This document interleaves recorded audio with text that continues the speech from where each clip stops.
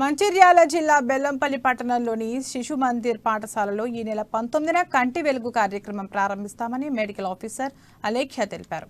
కంటికి సంబంధించిన అనేక సమస్యలతో బాధపడుతున్న వారికి చికిత్స చేసి అవసరమైన వారికి మందులు, కళ్లజోడు ఇవ్వడం జరుగుతుందని తెలిపారు. శరీరంలోని అన్ని అవయవాలలో కళ్ళు కూడా ముఖ్యమైనవి కాబట్టి కంటి సమస్య ఉన్నవారు ఈ అవకాశాన్ని సద్వినియోగం చేసుకోవాలన్నారు ఆఫీసర్ అలేఖ్య.